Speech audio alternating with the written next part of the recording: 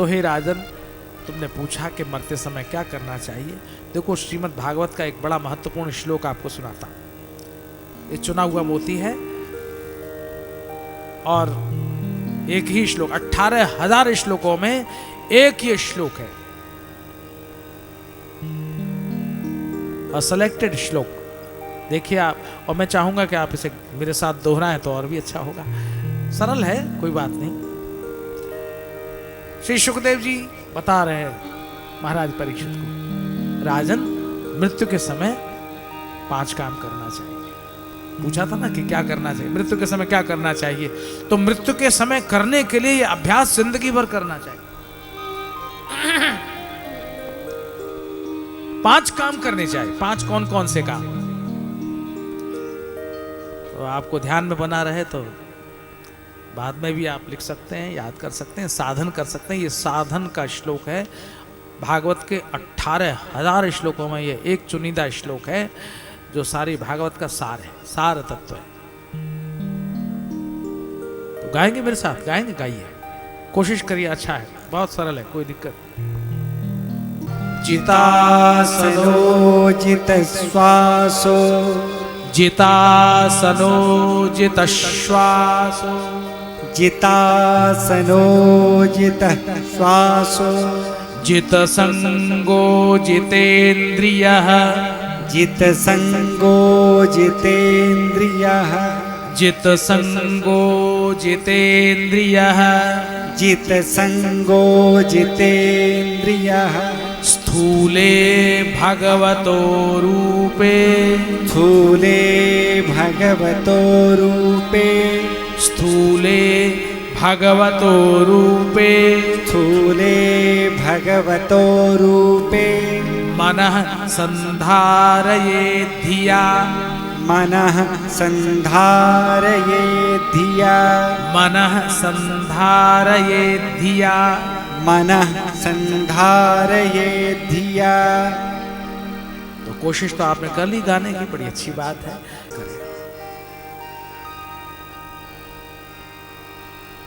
4 कामों में जो पहला काम है वो ये है, बहुत से हम लोगों में से लोगों को बैठना नहीं आता।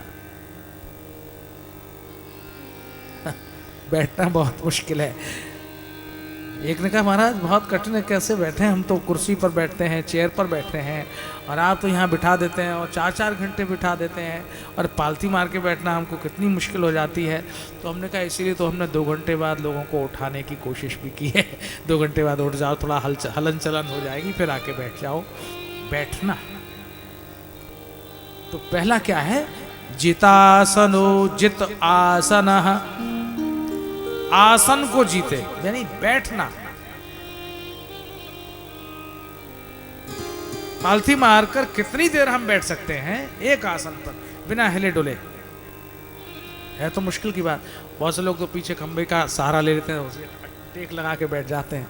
और बहुत से लोगों को थोड़ी आलस से आता है, कोई ऊँग सी आती है, नींद सी आती है, तो सामने वाला जो बैठा होता है उसकी पीठ का स्टैंड बना के अपने सिर को टिका देता। पीछे नहीं बैठे, वो आगे की तरफ। वो आगे वाला कहता है, भाई तू क्या कर रहा? बोले, अरे भैया नींद आ गई थी, तेरा पीठ को स्टैंड बना लिया है मैंने, थोड़ा सो लिया, क्या हर्ज है? कथा खत्म हो गई क्या? बोले नहीं, अभी तो देर है, 2 घंटा बाकी है। बोले अच्छा, हो जाए तो बता देना। सावधान नहीं है वो।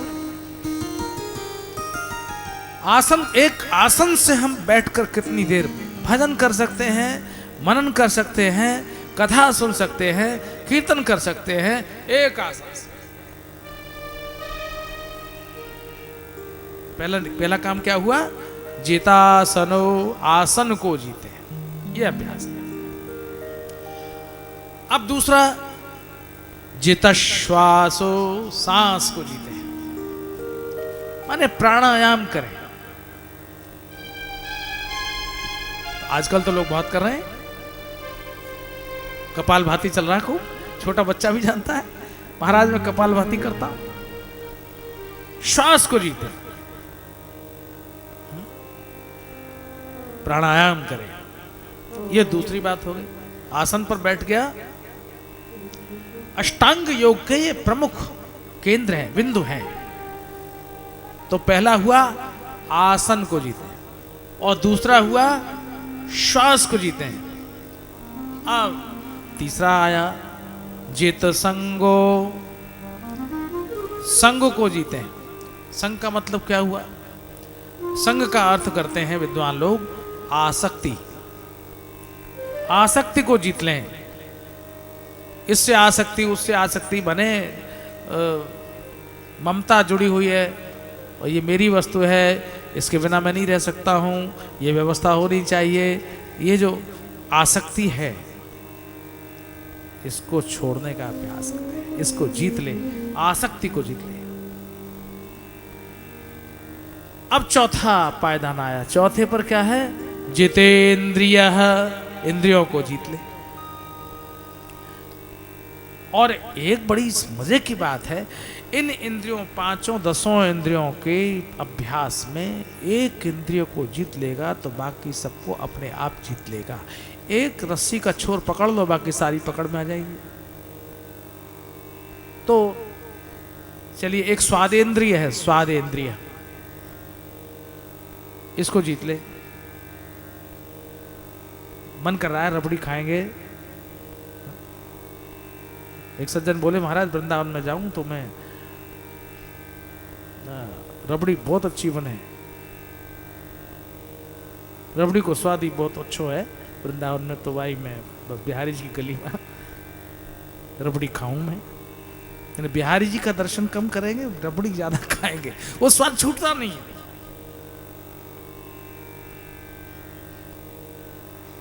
और जिसको रबड़ी बहुत पसंद है, अगर आदमी ये अभ्यास करे, आज रबड़ी की इच्छा हो नहीं खाऊंगा, चाहे जो हो जाए नहीं खाऊंगा, ये हो गया ना। उस दिन अगर आपने रबड़ी नहीं खाई, बहुत इच्छा होने पर भी अगर उस दिन आप रबड़ी नहीं खाई, माने इंद्रियों को जीतने की शुरुआत आपने कर ली। स्वादेंद्रिय,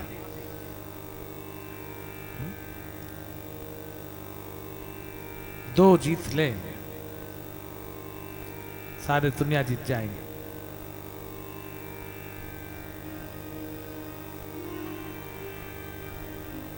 एक तो मैथुन में प्रयुक्त होने वाला उपकरण और एक स्वाद में प्रयुक्त होने वाला उपकरण, ये दो चीज जीत लें तो आप दुनिया को जीत सकते हैं। You can win whole world,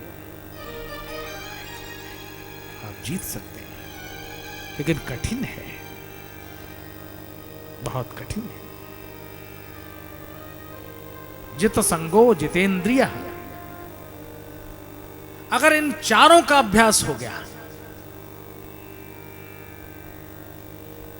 तो पांचवा एक काम है, स्थूले भगवतो रूपे। भगवान का जो स्थूल रूप है, स्थूल रूप माने एक तो सूक्ष्म है, भगवान व्यापक है, कण कण में छाया हुआ है, और एक स्थूल रूप माने मुरली मनोहर रूप, धनुष्बाण धारी राम का रूप, कृष्ण का रूप, शिव का रूप, देवी का रूप, हनुमान जी का रूप, बालाजी का रूप, कोई भी जो आपके इष्ट हैं, उस इष्ट को आप ध्यान में लाने का अभ्यास करें। बस हो गया, इतना आप कर लेते हैं। लेकिन कैसे करें तो उसके लिए भी बताया, मन संधारे धिया, मन को उस रूप में लगाएं, लेकिन बुद्धि के द्वारा मन को लगाएं, बुद्धि के द्वारा सोच समझ कर। यूं ही नहीं कि चाहे जिसने कह दिया वो फलाना देवता बहुत अच्छा है तो उसके पीछे लग लिए। बुद्धि के द्वारा सोच के, विवेक से, ये हैं हमारे देवता हैं, इन पर हमारी आस्था टिकती है, उसको मानिए, आगे बढ़ जाइए। बस मन, मृत्यु के अवसर पर ये 5 काम हो जाएं तो बस जीवन सुधर जाएगा, मृत्यु भी सुधर जाएगी। सुखदेव जी ये उपदेश महाराज परीक्षित को करते हैं। इस तरह श्री सुखदेव ने महाराज परीक्षित को उपदेश दिया और ये कहा कि किसी भी देवता को किसी भी रूप में कोई माने, अंत में उसी ईश्वर को, ब्रह्म को, जो सर्वव्यापी है, उसी को ही सब पहुंचता है। आप भावना का खेल है, वस्तु की विशेषता नहीं, सारी बात तो भावना की है। आपका भाव कितना प्रबल है। ईश्वर भाव को सूंघता है, वस्तु को खाता नहीं। अगर भोग लगाए हुए लड्डुओं में से एक लड्डू भी ईश्वर खाने लगे तो बहुत से लोग भोग लगाना बंद कर दें, बोले ये तो खाने ही लगा है। अब एक लड्डू खाया, कल को 4 खाएगा, फिर 10 खाएगा, 20, कोई ठिकाना थोड़ी इसका। तो आदमी भोग लगाना बंद कर देगा। वो देखता है कि कोई खाता नहीं है ये, तो क्या खाता है? तो कहा भाव खाता है। ईश्वर की भूख है, भाव की भूख है। इसे शर्त लगा दी, यो में भक्त्या प्रयच्छति, जो भक्ति से अर्पण करे। पत्रम पुष्पम फलम तोयम यो में भक्त्या प्रयच्छति तदहम भक्त्युपहृतमश्नामि प्रयतात्मनः। वहाँ भक्ति है प्रधान, भाव प्रधान है, तो भगवान उसको स्वीकार कर लेते हैं। ऐसी यह अंत काल में स्थिति हो जाए, भगवान का ध्यान करते हुए, स्थूल रूप का स्मरण करते हुए इस नश्वर देह का परित्याग करे और भगवत धाम का अधिकारी हो जाए। श्री सुखदेव जी महाराज ये कहकर एक क्षण को मौन हुए हैं, तो इसका लाभ तो हमको उठाना चाहिए। सुखदेव जी को मौन हो जाने दो, 2 घड़ी हम लोग भगवान के नाम का स्मरण करें, उच्चार करें। और जो लोग सो गए हों उनको जरा कोहनी मार के जगा देना। तो कथा में बहुत से लोग आराम मिलता है ना, आराम मिलता है तो नींद भी आती है, नींद आती है, सो जाते। ये यही जग जागहि जामिनी, यही जग जामिनी जागहि जोगी, योगी जागता है संसार की रात्रि, वरना तो मोह निशा सब सो निहारा, देखिए स्वप्न अनेक प्रकार। यही जग जामिनी जागहि जोगी, परमार्थी प्रपंच वियोगी। कोई योगी जागता है जो सतत जागता, ज्ञान में जागता है, और जागृत रहता है, सावधान होकर सुनता है। श्री राधे गोपाल भज मन श्री राधे।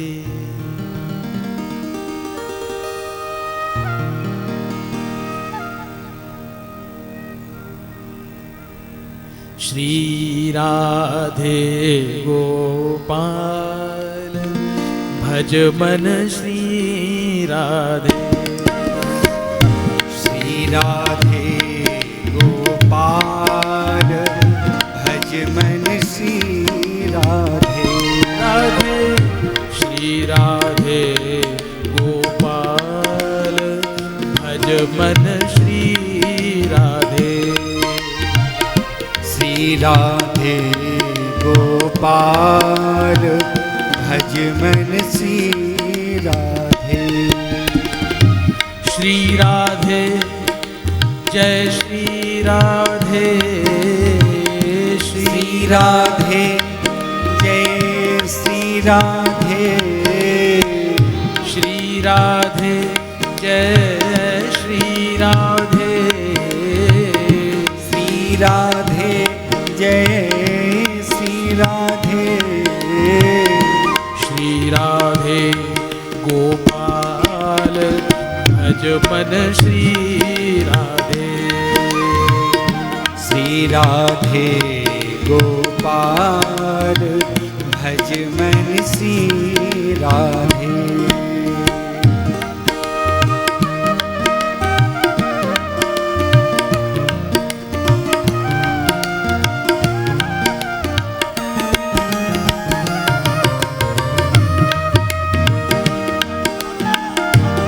हरि बोल।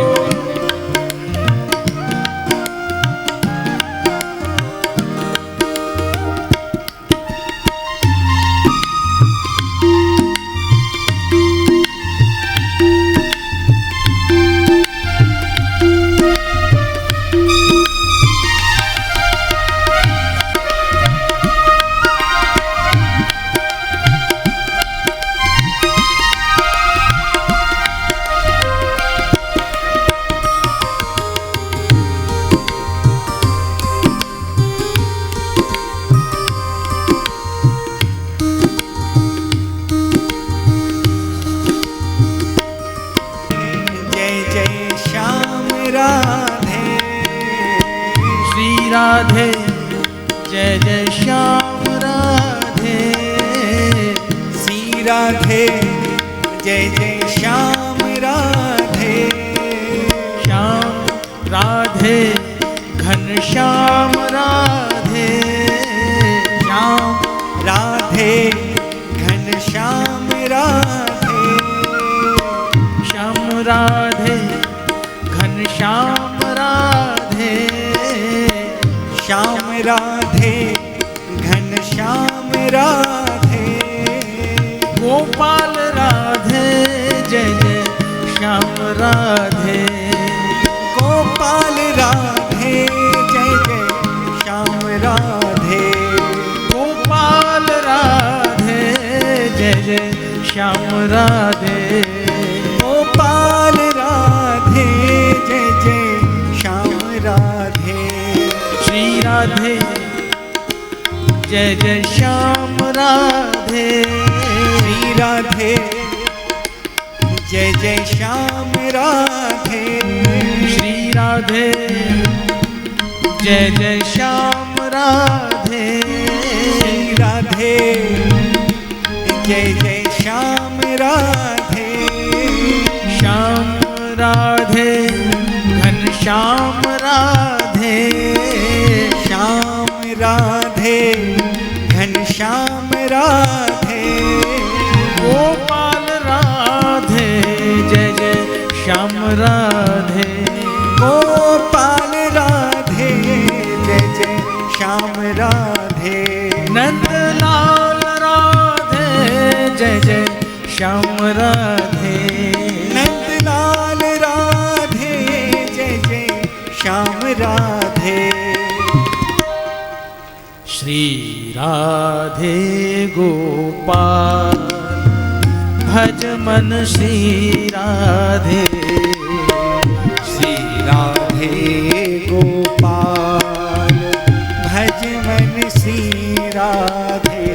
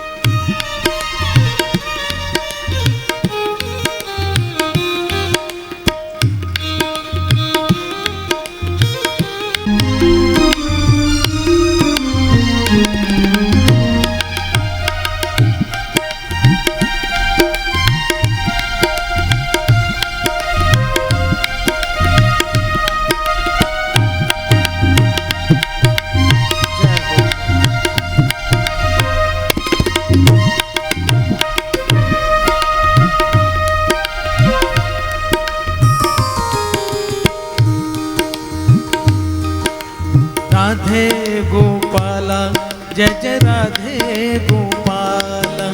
राधे गोपाला जय जय राधे गोपाला।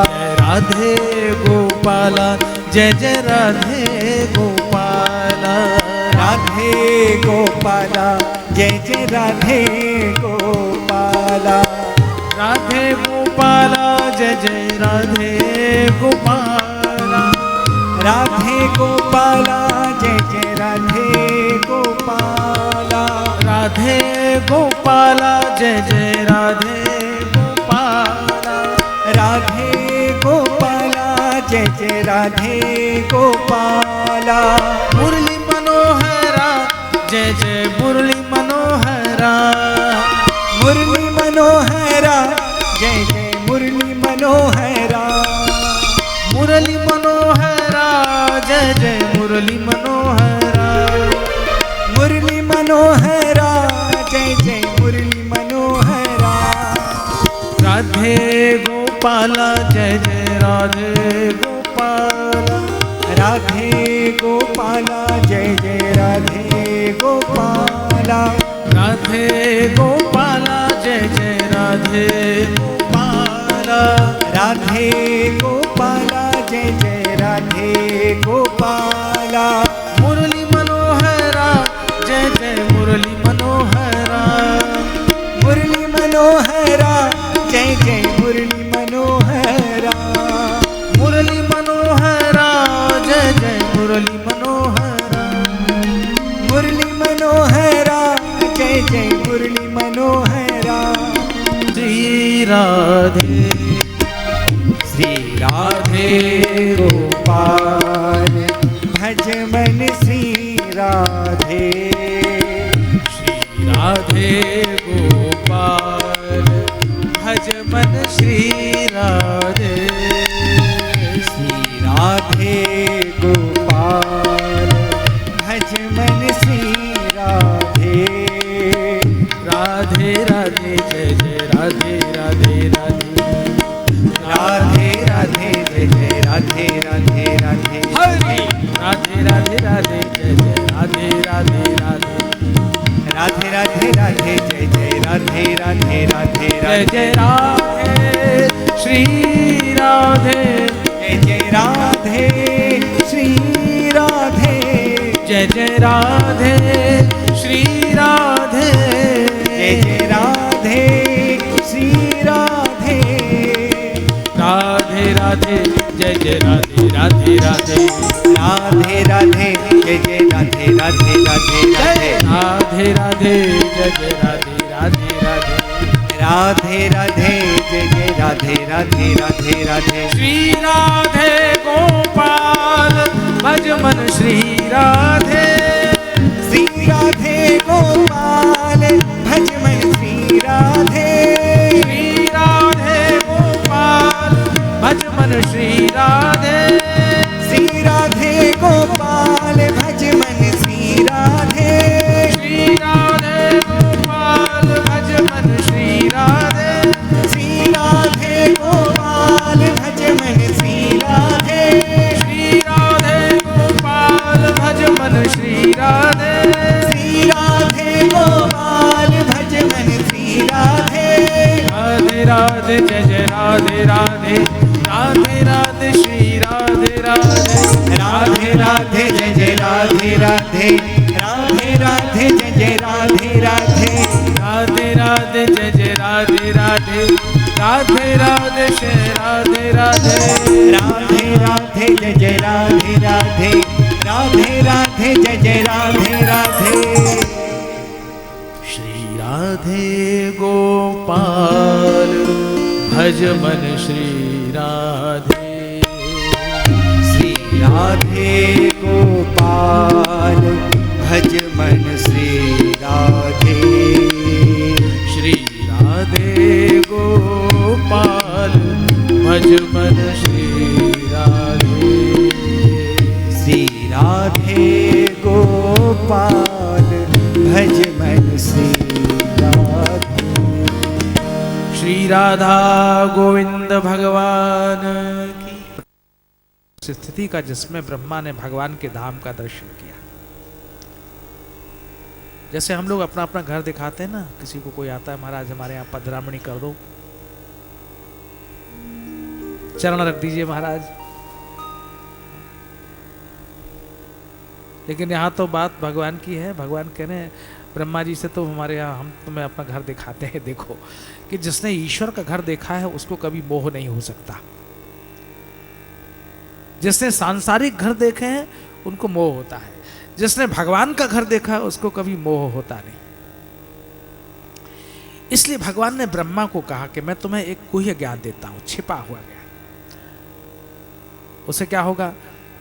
उस ज्ञान को प्राप्त करके ब्रह्मा सारे जगत का कल्याण होगा। एक चैनल है, चैनल। ये केवल एक व्यक्ति को कही गई कथा नहीं है। यहां भी जो कथा हो रही है वो केवल एक व्यक्ति को ही कही गई कथा नहीं है। सुखदेव जी ने महाराज परीक्षित को जो कथा सुनाई वो केवल एक व्यक्ति को कही गई कथा नहीं है। दिखने में तो लगता है कि एक परीक्षित थे और एक सुखदेव थे, लेकिन परीक्षित ने यदि कथा नहीं सुनी होती तो आज भागवत कथा सुनने का संयोग आप सबको कैसे मिलता। तो वो केवल एक व्यक्ति की कथा नहीं थी, सबके लिए थी। लेकिन वो कथा भी कैसे फैली? अगर भगवान ने ब्रह्मा को न कही होती तो वो कैसे फैलती? तो इसलिए भगवान ने ब्रह्मा को कहा मैं तुम्हें देता हूं परम गुह्य ज्ञान, ज्ञानम परम गुह्यम में। यद विज्ञान समन्वितम, विज्ञान समन्वित परम गुह्य ज्ञान तुमको देता हूं ब्रह्मा, तुम सावधान चित्त होकर सुनो। माने ब्रह्मा को भी ज्ञान की जरूरत पड़ती है। ब्रह्मा जो दुनिया को बनाते रहते हैं उनको भी ज्ञान की जरूरत पड़ती है। तो हम लोगों के जीवन में ऐसी स्थिति आ जाए तो कोई आश्चर्य की बात नहीं है।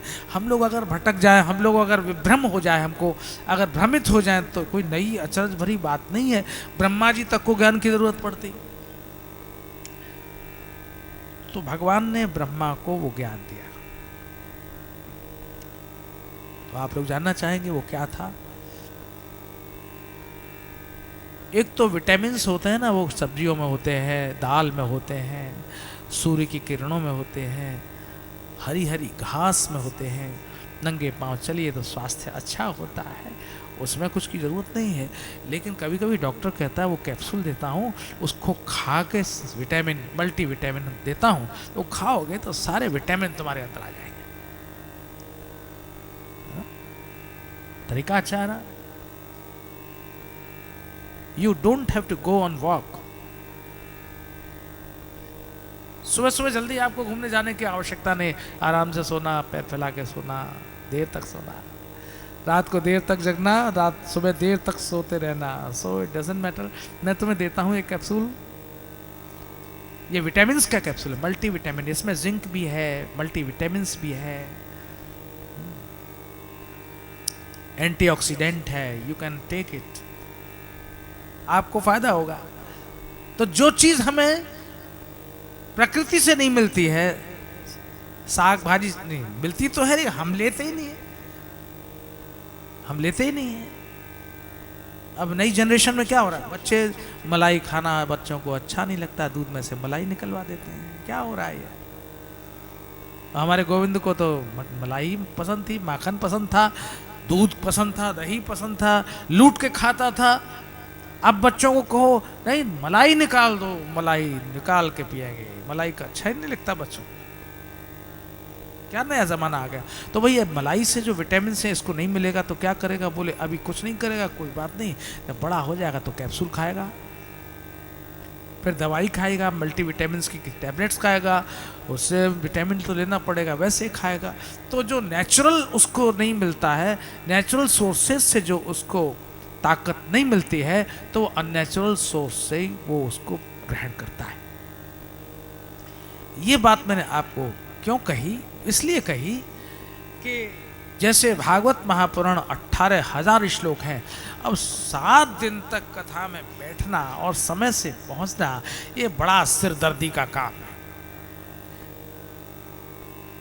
लोग महाराज को आकर महाराज बहुत मुश्किल की बात है, इतना 4-4 घंटा बैठ के कथा सुनना अपने बस की बात नहीं है, कोई और सूक्ष्म बता दो। तो वो सूक्ष्म बता देंगे पर वो पचेगा नहीं। तो कैप्सूल को भी तो पचाने के लिए ताकत चाहिए। वो कैप्सूल एक दवाई का खाओ, फिर उसके बाद फिर एक और खाओ। बोले वो किस लिए, बोले वो उसको पचाने के लिए ताकत देता है। ये बड़ी मुसीबत है, और उसका साइड इफेक्ट्स हो जाए तो उससे बचना बहुत मुश्किल है। तो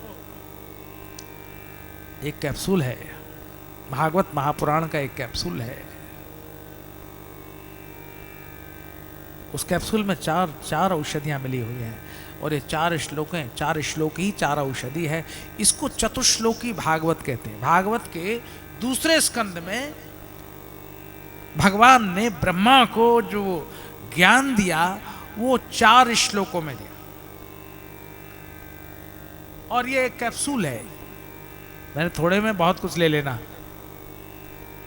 आप पूछेंगे कि वो परम गुह्य ज्ञान क्या था, वो कैप्सूल क्या था, वो तो मैं बताइए। वही ओरिजिन बीज तो आदमी देखता ना, परखता है बीज कैसा है। फसल उगाने के लिए उसको बीज चाहिए होता है, मार्केट में जाता है, मंडी में जाता है, कहता बीज अच्छा देना, तो अच्छा बीज लेके आता है। बिना बीज के पेड़ नहीं हो सकता, वृक्ष नहीं हो सकता। बीज से वृक्ष होता है। सारा का सारा समूचा वृक्ष एक छोटे से बीज में समाया हुआ है। लेकिन उसको उगाने के लिए इंतजार करना पड़ेगा, अच्छी मिट्टी हो, उसमें सिंचाई अच्छी हो, और तब वो धीरे धीरे उसमें पौधा निकलता है, फिर फल होता है, तब जाके होता है। आसानी से थोड़ी कि एक दिन में पैदा हो जाए। तो पकने जो पकता है उसकी प्रतीक्षा करनी पड़ेगी। तो इतनी भूमिका जो मैंने आपके सामने बांधी वो इसीलिए बांधी कि भागवत महापुराण के जो 18,000 श्लोक हैं वो इस सारे श्लोकों का जो सार है, जो एसेंस है, जो कंसंट्रेट किया गया है, तो वो इस 4 श्लोकों के कैप्सूल में है। और 4 श्लोक में क्या दिया है वो मैं चाहूंगा कि आप उसे सुने। भगवान कहते हैं ब्रह्मा से, ब्रह्मा अहमेवासमेवाग्रे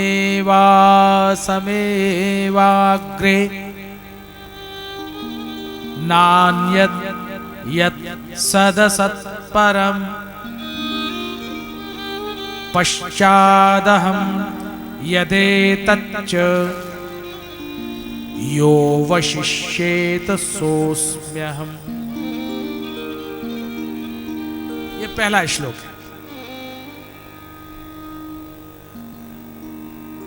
भगवान कहते हैं सबसे पहले मैं ही था। सत और असत से भी परे जब दुनिया का निर्माण नहीं हुआ था उस समय मैं था। अग्रे माने पहले, शुरू में। अहमेवासमेवाग्रे नान्यद् यत् सत असत, सत से और असत से भी परे जब न अन्यत कुछ नहीं था तब भगवान कहते मैं था। और जब संसार समाप्त हो गया, प्रलय हो गई, सब नष्ट हो गया, मिट्टी में मिल गया, जल ही जल हो गया, वो भी खत्म हो गया, तब क्या बचा? तब भगवान कहते हैं पश्चात, पश्चात माने बाद में, अहम माने मैं, यदेतच्च यो वशिष्येत सोऽस्म्यहम्। योव यह अवशिष्येत यानी जो बचता है, यह माने जो, अवशिष्येत माने जो बचता है, वो सोऽस्म्यहम् सह अहम अस्मि, वो मैं हूं। इसका मतलब क्या हुआ? दुनिया जब नहीं बनी थी तब भी भगवान था, और दुनिया खत्म हो गई तो बाकी क्या बच गया? भगवान ने कहा तब वो मैं ही बचता हूं। तो दुनिया खत्म होने पर भी ईश्वर बचता है, दुनिया नहीं बनने से पहले भी ईश्वर ही रहता है, और दुनिया जब बन जाती है तब भी ईश्वर रहता है। त्रिकाल में ईश्वर की स्थिति है। ये पहला श्लोक। अब भगवान कहते हैं ब्रह्मा, अब और आगे सुनाता हूं। ऋतेर्थम यत् प्रतीयेत न प्रतीयेत चात्मनि तद्विद्यादात्मनो माया यथा भासो यथा तमः। ऋतेर्थम का मतलब यह हुआ सीधा साधा, जो दिखता है, इन आंखों से दिखाई देता है, जो कुछ भी दिखता है, जो भी दिखता है इन आंखों से, मतलब ये पिलर लगा हुआ है, उसमें लाइट लगी हुई है, इसमें कैमरा लगा हुआ है, इसमें स्टैंड भी है, व्यासपीठ है, पंडाल है, दूसरे लोग हैं, सब दिख रहा है। भगवान ने कहा सो उसमें हम, वो मैं हूं। और न प्रतीयेत जो दिख नहीं रहा है, ये मैं समझाने के लिए बता रहा हूं, आप इसको समझ लें इसलिए बता। और जो न प्रतीयेत मतलब जो दिख नहीं रहा है, दिख नहीं रहा है लेकिन है। क्या चीज है मालूम है? जिससे हम और आप जिंदा हैं, वो दिख नहीं रहा है लेकिन हम उसकी वजह से जिंदा हैं। क्या? हवा। यू नो इट बेटर, आप अच्छी तरह जानती हैं। ये हवा है, प्राण है। बहुत सी चीजें हैं, केवल हवा तो उदाहरण के लिए कह दिया, बहुत सी चीजें हैं दिख नहीं रहे हैं लेकिन हैं। तो जो इन आंखों से दिख रही हैं और जो इन आंखों से नहीं दिख रही, और इससे परे भी जो महसूस हो रही, जिसकी अनुभूति हो रही, भगवान ने कहा वो मैं। उन सब में ईश्वर है। ऋतेर्थम यत् प्रतीयेत न प्रतीयेत चात्मनि तद्विद्यादात्मनो मायाम यथा भासो यथा। सब में भगवान, कण कण में भगवान बैठा हुआ है, हर परिस्थिति में, हर स्तर में। और यथा महांति, तीसरा श्लोक, यथा महांति भूतानि भूतेषु चावचेष्वनु प्रविष्टान्यप्रविष्टानि तथा तेषु न तेष्वहम्। समस्त भूतों में, भूतों माने भूत प्रेत नहीं, भूत माने हम प्राणी जितने भी संसार के, उन सब में, उन सब के अंदर दृष्टा होकर अनुभव करने वाला, कर्म करने वाला, सोचने वाला, भोजन करने वाला और भोजन पचाने वाला, उन सब के अंदर भगवान ने कहा मैं बैठा हूं। और बाहर जितना दिखाई दे रहा है उन सब में मैं बैठा हूं। प्रविष्टानि अप्रविष्टानि, प्रविष्टानि माने सबके अंदर बैठा हूं प्रवेश करके, और अप्रविष्टानि माने सबके बाहर भी मैं ही हूं, सब में मैं ही विद्यमान हूं।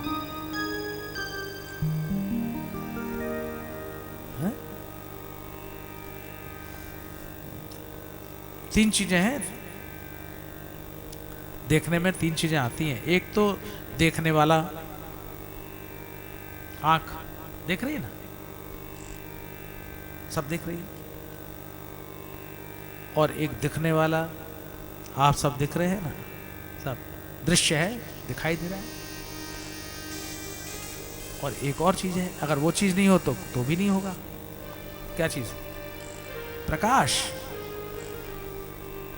प्रकाश चाहिए, लाइट चाहिए, बिना प्रकाश के आप देख नहीं सकते हैं। इसका मतलब देखने के लिए तीन चीजें चाहिए। एक तो देखने वाला, आंख बराबर ठीक होनी चाहिए, और एक दिखने वाला ऑब्जेक्ट सामने होना चाहिए, तो ये आंख उस चीज को देख सकती है, और एक दिखाने वाला प्रकाश भी होना चाहिए। ये तीन चीजें में, तीन चीजों में से एक चीज अगर नहीं होगी तो देखने की क्रिया पूरी नहीं होगी। जैसे देखने वाली आंख है, दिखने वाला दृश्य है, और प्रकाश नहीं हो तो, अंधेरा हो जाए तो नहीं देख पाएंगे। अच्छा, प्रकाश भी हो और दिखने वाला दृश्य भी हो, आंख नहीं हो तो नहीं देख पाएंगे।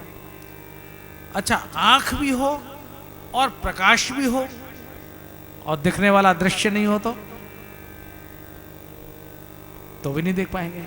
इसका मतलब ये तीन चीजें आवश्यक हैं कुछ भी देखने के लिए। एक देखने वाले की आंख, एक दिखने वाली वस्तु, और एक दिखाने वाला प्रकाश। भगवान कहते हैं देखने वाला मैं सबके अंदर बैठा हूं। कोई कहे मेरी आंख देखती है, आंख देखती है? आंख तो देखती नहीं है। आंख देखती होती तो आदमी मर जाता है, लेकिन आंख तो रहती है, पर वो देखती नहीं है। कोई कहे कान सुनते हैं, तो कान तो सुनते हैं, तो कब तक सुनते हैं? जब आदमी मर जाता है कान तो रहते हैं, पर्दा भी रहता है, चेकअप करा लो डॉक्टर से। ठीक है, चिल्ला चिल्ला के ढोल पीट पीट कर पुकार रहे, वो सुनता नहीं, पड़ा हुआ है। ठीक है, जीभ स्वाद लेती है, कितना पिला दिया, पी नहीं रहा, सब निकल के बाहर जा रहा है, नहीं पी रहा है। इतनी अगरबत्ती धूप लगा रखी है, मर गया बेचारा, वो सूंघ ही नहीं रहा है।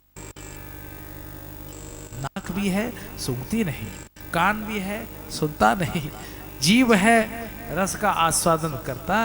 मां सबके अंदर, तथा तेषु न तेष्वहम्, मैं उनके अंदर हूं भी और नहीं भी हूं। मैं सबके अंदर प्रवेश करके सबका दृष्टा हूं, साक्षी हूं, अनुभव करता हूं। और लोग समझते हैं कि हम सब कर रहे हैं। अब बताइए, इंजन ड्राइवर या कार का ड्राइवर कार चला रहा है, कार ने कहा कितनी बढ़िया चल रही हूं मैं। ड्राइवर ने कहा अभिमान मत करना, अभी उतर जाऊंगा, खड़ी ही खड़ी रह जाएगी। कार कब तक चलेगी? जब तक ड्राइवर उसमें बैठा होगा। कार कैसे चलेगी? जैसे वो चलाएगा। तो ड्राइवर बैठा हुआ कार चला रहा है, अगर कार को अभिमान हो जाए कि मैं चल रही हूं, तो उसकी ये बेवकूफ़ी है, क्योंकि उस कार को चलाने वाला तो ड्राइवर है। ऐसे ही हम लोगों को ये अभिमान हो जाए कि हम चल रहे हैं, हम कर रहे हैं। भगवान कहते हैं बाबा मैं ही सबके अंदर बैठा हुआ हूँ, मैं ही भोगता हूँ, मैं ही करता हूँ, मैं ही दृष्टा हूँ, और जब मैं नहीं रहता तब तुम पोलम पोल हो जाते हो, तुम्हारे अंदर कुछ नहीं है, ढोल की पोल है, वो तो मैं रहता हूँ तब ये सब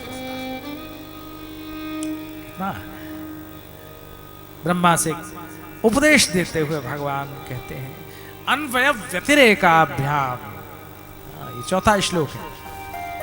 एतावदेव जिज्ञास्यम् तत्त्वजिज्ञासुनात्मनः अन्वय व्यतिरेकाभ्याम यत्स्यात् सर्वत्र सर्वदा। अन्वय और व्यतिरेक से, संबंध से, कारण से, दोनों तरह से मैं सब जगह मौजूद हूं।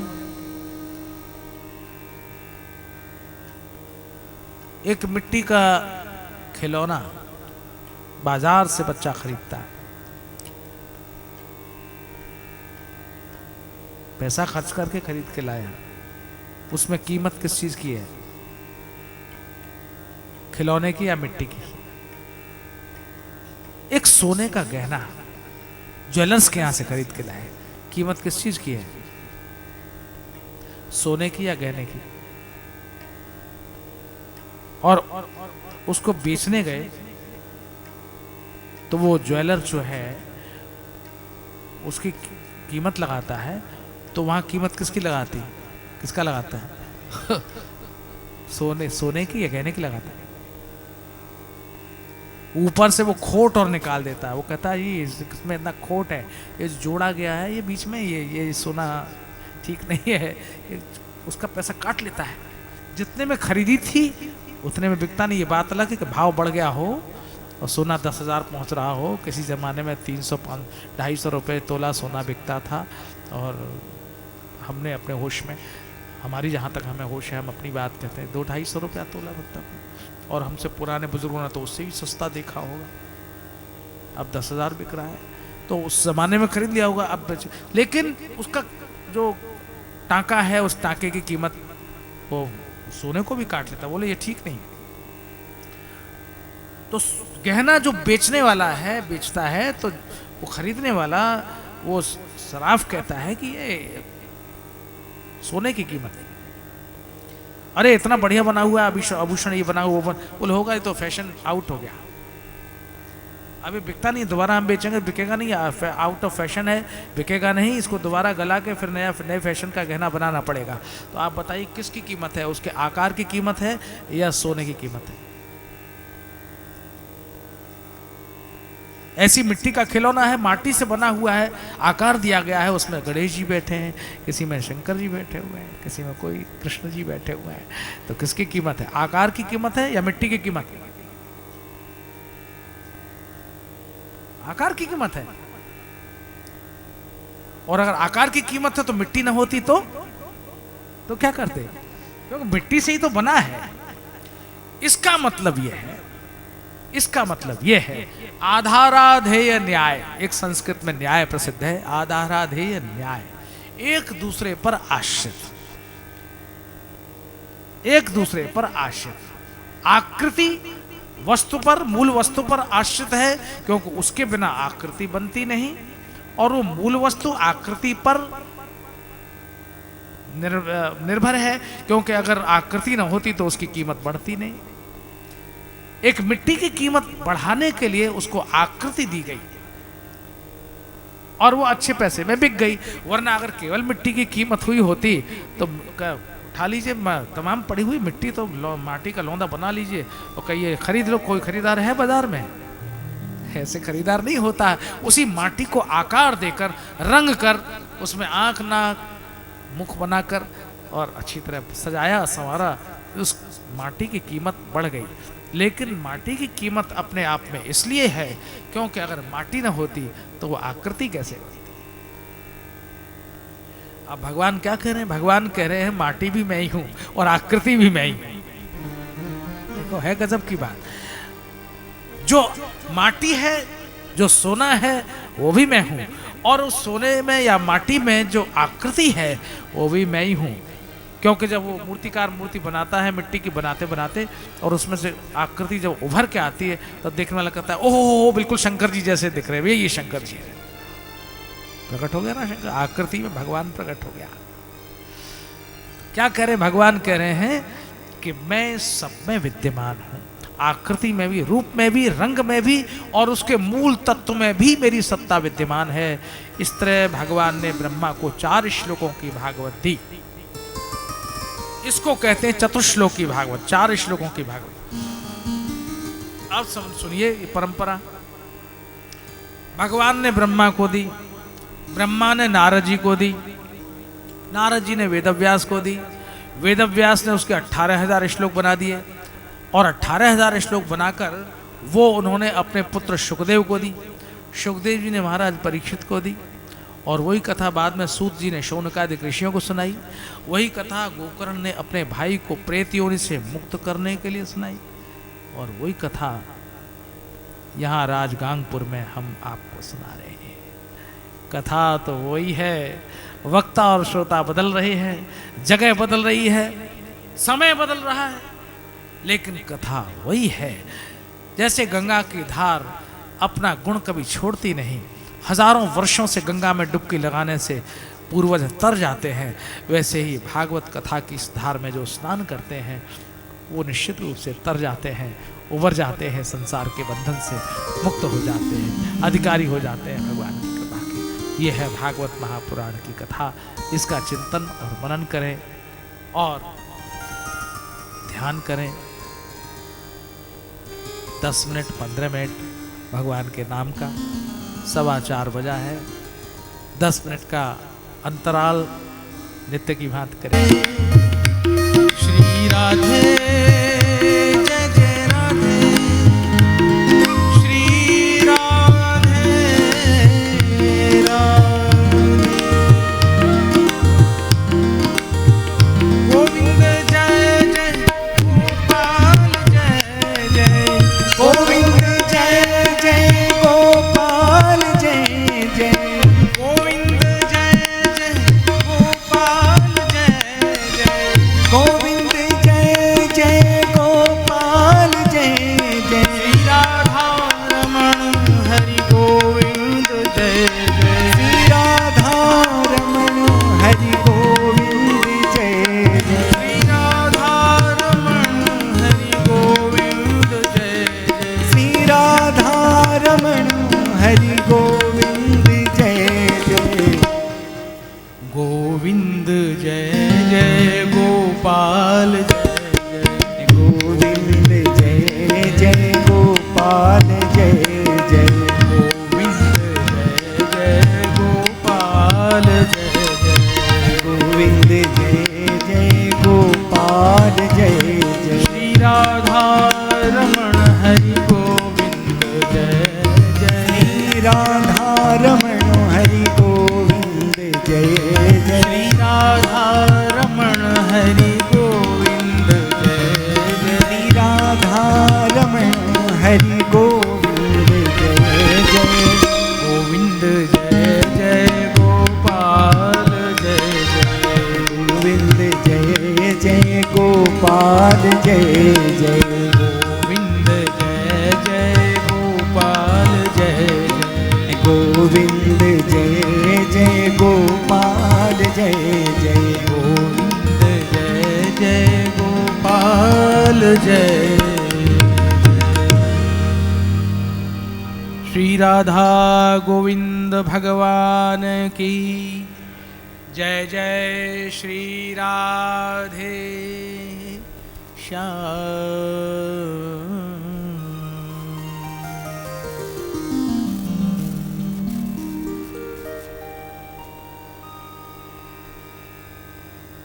श्रीमद् भागवत है महापुराण। पुराण के 5 लक्षण होते हैं और महापुराण के 10 लक्षण।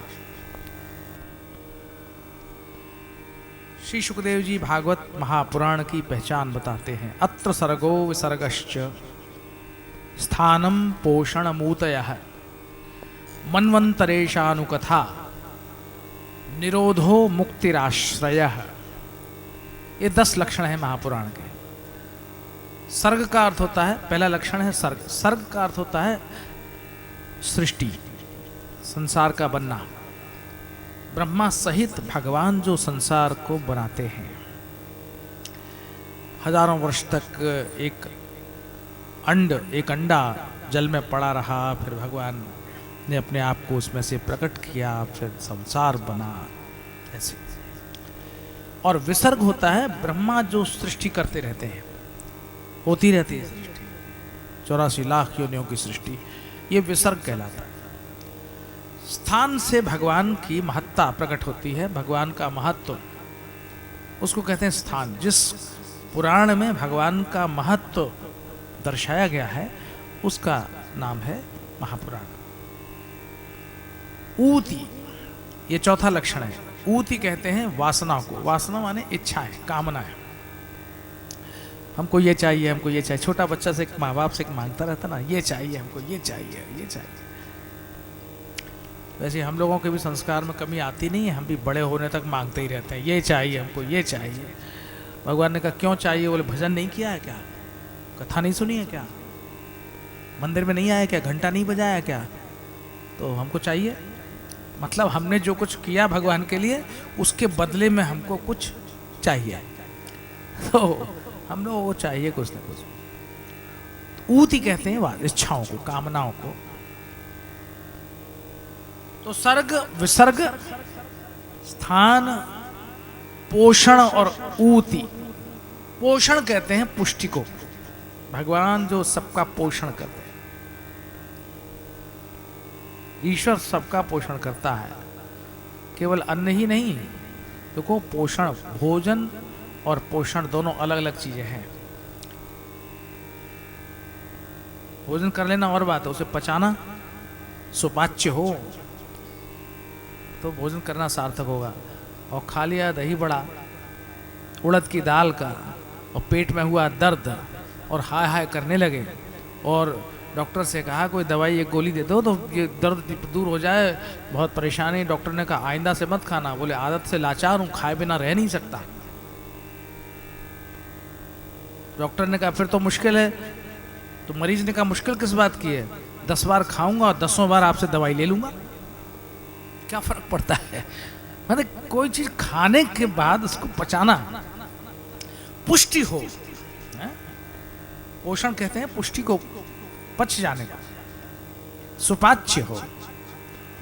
और भागवतकार तो पोषण शब्द की व्याख्या करते हैं, पोषणम तदनुग्रह। पोषण क्या है? पोषण है भगवान का अनुग्रह, भगवान की जो कृपा है वही पोषण है। मनवंतरों की कथा है इसमें, 14 मनवंतरों की कथा है। ईशानु कथा, भगवान की का गुणगान है। और निरोध है। निरोध माने जब सृष्टि को समेट लेते हैं भगवान, पहले फैलाते हैं तो समेट लेते हैं। आपने फुटपाथ पर देखा होगा, जो फुटपाथ पर दुकान लगाता है, फल लगाता है, तो सुबह ही आके बैठता है, वो अपने कपड़ा बिछाता है, उस पर सामान रखता है, सजाता है, झाड़ पोंछता है, और लोग आकर्षित हों तो वो उस तरह से दुकान को बढ़िया सजा देता है। और जब शाम होती है तब, बोले जब शाम होती है, रात होती है, तो फिर उसको समेटता है। ऐसे ही ईश्वर दुनिया की दुकान को फैलाता है, सजाता है, फल लगाता है, ये दुकान को बढ़िया कर देता है। उसके बाद जब प्रलय होती है तो माने उसको, उस दुकान को समेटता है। बोले वही हो गया, बस जो माल बिकना था बिक गया, बाकी बचा तो उठाओ, समेटो, चलते बनो, तो गठरी बांधता है। तो उसको कहते हैं निरोध। संसार को फिर से प्रलय में लय कर देना, प्रकृष्ट लय, प्रलय, उसको कहते हैं निरोध। और मुक्ति कहते हैं आवागमन के झंझट से छुट्टी मिल जाए, उसका नाम है मुक्ति। कभी इस जन्म में गए, कभी इस योनि में गए, कभी वहाँ गए, कभी इसमें गए, चक्कर लगाए फिर रहा है 84 लाख योनियों में। इन सब के आवागमन से मुक्ति मिल जाए, उसको कहते हैं मुक्ति। निरोधो मुक्ति और आश्रय। आश्रय है माने अंत में भगवान के चरणों का आश्रय मिल जाए। ये 10 लक्षण जिस पुराण में हैं उसका नाम है महापुराण। इसीलिए वेदव्यास ने जो पुराण रचे वो रचे 18 पुराण, लेकिन ये भागवत पुराण नहीं है, ये है महापुराण। 18 पुराणों से अलग है, उसमें भागवत शामिल नहीं है, भागवत अलग 18 पुराण लिखने के बाद भी व्यास जी को संतोष नहीं हुआ, तो नारद जी के कहने पर व्यास ने फिर भागवत महापुराण की रचना की। तो ये महापुराण के लक्षण वर्णन किए सुखदेव जी ने। अब क्या पूछना चाहते हो? सुखदेव जी बोले, महाराज परीक्षित बोले, आपने सृष्टि की बात कही, मैं जानना चाहता हूं संसार कैसे बना, संसार कैसे पैदा हुआ, ये दुनिया कैसे बनी। ये तो उत्सुकता सब में होती है, हर बार नई नई तरह से उसकी व्याख्या होती है, ऐसे बना ऐसे बना। वैज्ञानिकों ने कहा अमीबा से बना, वैज्ञानिकों ने और आगे बढ़ाया तो डार्विन की इवोल्यूशन थ्योरी बना दी। उन्होंने कहा कि वो टैडपोल से बना, फिर उसकी पूंछ खत्म हुई, फिर धीरे धीरे वो बंदर बना, बंदर की पूंछ गायब हुई, फिर वो आदमी बन गया। तो विकासवाद, इवोल्यूशन की जो थ्योरी है वो आधुनिक विज्ञान की थ्योरी है, जिससे भारतीय धर्म दर्शन और शास्त्र स्वीकार नहीं करता है। भारतीय अध्यात्म, भारतीय दर्शन, भारतीय चिंतक ये कहते हैं कि ये इवोल्यूशन नहीं हुआ, विकास नहीं हुआ, यह जो है एक साथ सारी सृष्टि अलग अलग की गई। बंदर बनाया अलग बनाया, आदमी बनाया अलग बनाया, श्रेष्ठ अलग अलग जीव बने। तो सुखदेव जी ने कहा, राजन तुमने जो ये प्रश्न किया, ऐसे ही प्रश्न एक बार मैत्रेय जी से उनके आश्रम में जाकर महात्मा विदुर ने किया था। तो मैं तुम्हें वो कथा सुनाता हूं, ये बड़ी अच्छी बात है। दूसरे ने जो बात कही है उसका नाम लेकर उसकी बात को कहना, ये एक ईमानदारी की बात है। वरना आदमी क्या है, दूसरे की बात पर अपना ठप्पा लगाकर कह देता है ये मैं कह रहा हूं, और कहता है दिस इज ओरिजिनल, ये मैंने बनाया है, ये मैं कहता हूं। लेकिन दूसरे की बात है, तुम अपना ठप्पा लगाते हो, मैंने बहुत बेईमान आदमी हो। कविता दूसरे की है, नाम अपना लिखकर अखबार में छपा दी। पढ़ने वाले ने कहा ये तो कविता तुम्हारी थोड़ी नहीं है, तो किसी और की है। बोले हाँ गलती से छप गई, कोई बात नहीं है। लेकिन ये गलत है, ये बेईमानी नहीं है। ऋषियों की ईमानदारी क्या है, वो जिसकी बात कह रहे हैं उसका नाम लेकर कह रहे हैं। एक सुखदेव जैसे महामुनि भी कहते हैं, राजन अब मैं तुम्हें जो कथा सुनाऊंगा वो कथा मैत्रेय जी ने विदुर को सुनाई थी, वो मैं तुम्हें दोहरा रहा हूं। तो पूछ बैठे महाराज परीक्षित, भगवान ये विदुर जी की मैत्रेय जी से कैसे मुलाकात हुई, कहाँ हुई, ये जरूर हमें बताइए। हाँ, भाई बात यह है कि पहले स्कंध में मैं तुमको कह चुका हूं कि विदुर जी बहुत बेचारे उपेक्षित हो गए थे। दुर्योधन ने उनकी बात नहीं सुनी, कोई ज्ञान सुनने को तैयार नहीं था। गली गली कूचे कूचे चिल्लाता हुआ कोई व्यक्ति घूमता रहे, कोई ज्ञान ले लो ज्ञान, कोई खरीदेगा?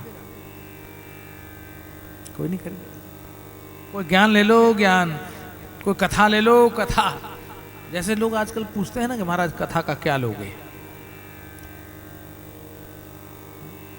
कथा का भाव क्या है? कथा का भाव है, ये पूछते ही तुमने कथा को नष्ट कर दिया। कथा का भाव मत पूछना, कथा का प्रभाव पूछना। और कथा के प्रभाव से सुनने वाले श्रोता का जो स्वभाव बनता है वो सर्वोत्कृष्ट होगा, सर्वश्रेष्ठ होगा,